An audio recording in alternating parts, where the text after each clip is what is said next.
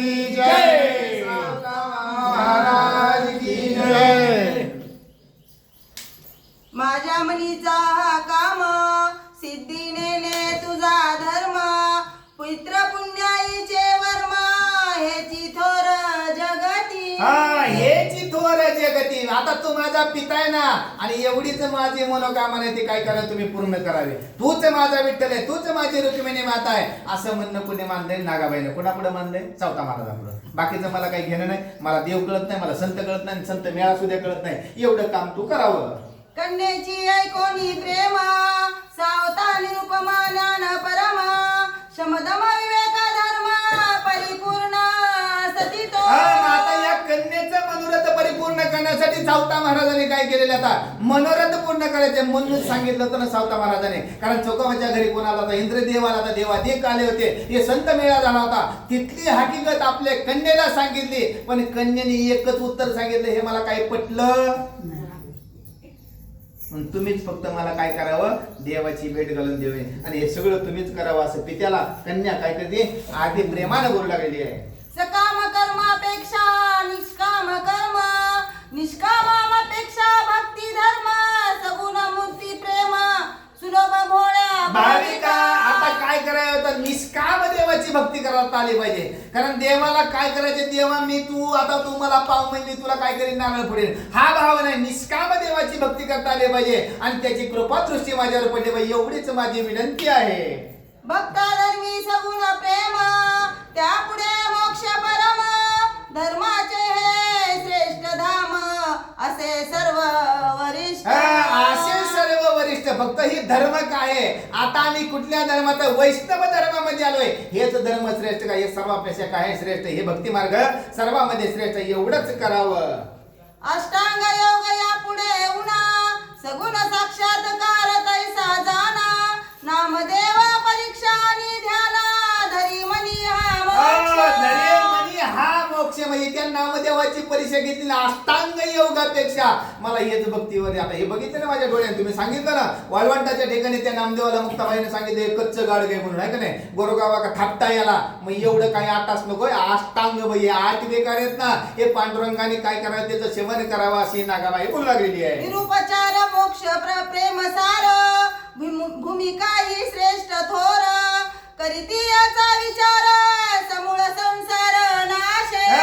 समूळ संसार नसे निरे उपचार आहे का नाही? त्याच्यावर कुठला उपचार करता कामा नाही. कारण हे उपचार झाला ना सगळे आले पण त्याने सोडे कुणाला? ज्याच्या घरामध्ये बसले होते, ज्याची कथा ऐकली, ज्याचं कीर्तन ऐकलं त्यालाच कच्च म्हणले. त्याच्यामुळे ही अशी भाषा मला नकोय अशी नागाबाई बोलती आहे.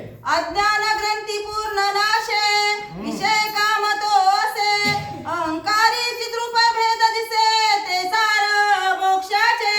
ते सार मोक्षाचे. पण अज्ञान गेलं पाहिजे, सज्ञान केलं पाहिजे आणि याच्यातून जर मोक्ष पदाकडे नेलं तर तेच मला काय होणार आहे? वैकुंठ म्हणजे सगळ्या कर्माचा काय होणार आहे? बोध झाल्याचे तिथंच माझी मुक्ती, तिथंच मला मोक्ष प्राप्त झाल्याशिवाय राहत नाही आहे. अहंकार चित्रूप भेद जाणिल्या मग विषय विषाद भोगती न लागे बाधा पूर्ण स्वानंद. पहिला अहंकार गेला पाहिजे. या देहातला जर अहंकार बाजूला गेला तर मग कुठलीच गोष्ट रुचकर वाटत नाही. हे माझ्याकडे तेवढं माझ्यातलं काय करावं? निघून जावं असं नागाबाईचं म्हणणं झालेलं आहे. कारण या अहंकाराला सगळंच वाटतंय ना. मग हे अहंकार नको. मला ते रुचकर वाटत नाहीये. शुद्ध सात्विक भाव माझ्या अंतःकरणामध्ये निर्माण करावा. दत्तबोध मुख्य प्रधान संसारी धडे पूर्व क्रमान सुख रूपाने अधिष्ठान नसे पाप पुण्य दे. नसे पाप पुण्य त्या. कारण काय? कुठला अहंकार नाही, मीपणा नाही, ताटा नाही, गर्व नाहीये. आशाला काय होतं? त्याच्याकडे कुठलं पाप येत नाही, कुठलं पुण्य येत नाही. त्याच्याही पलीकडे मग मोक्षाच्या पलीकडे त्याची अवस्था प्राप्त होती आहे.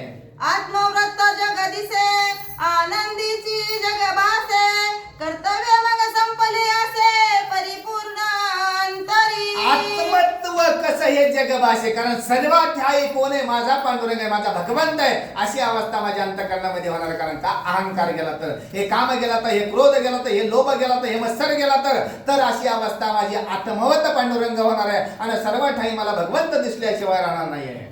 पुत्र वित्त संसार हे झाले से आसार अपपार लोक समग्र ब्रह्मदूर झाले से. ब्रह्मदूर झाले असे आता हे पुत्र येत कामिनी आहे हे सगळ्यात कसं आहे मला हे तुच्छ वाटतंय फक्त आत्मत्व काय आहे त्या भगवंताचा असावा हे त्याच्या पुढे कसं आहे बाकीचा संसार कसा आहे नाशिवंत संसार जात आहे सगळं पण भगवंताचं जे नामचिंतन आहे हे मला काय करायचं शाश्वत आहे वेदशास्त्राचे अध्ययन अथवा काव्य व्याकरण पठन सर्वात्मक नसे कारण परिपूर्ण निष्काम परिपूर्ण निष्काम वेद शास्त्राचे अध्ययन हे कुठलं करायची गरज आहे का मग हे त्याच्याही पलीकडचा तो भगवंत आहे त्याच्याही पलीकडचा तो पांडुरंग आहे त्याच्याही पलीकडची ती विठ्ठल मूर्ती आहे याच्यामुळे हे शास्त्र करायची गरज नाही व्याकरण करायची गरज नाही याची कुठलीच मला गरज लागणार नाही आहे स्थान स्वच्छ निद्रा भिक्षा दृष्टी नियासे साक्ष अन्नकल्प ब्रह्म भिक्षा गणी गोत त्या शान स्वच्छ अशी ही द्रष्टा कसं त्या भगवंताचं स्वरूप आहे सगळीकडे पाहे चराचरामध्ये पाहताना काय दिसणार आहे मला पांडुरंग दिसणार आहे अशी माझी वृत्ती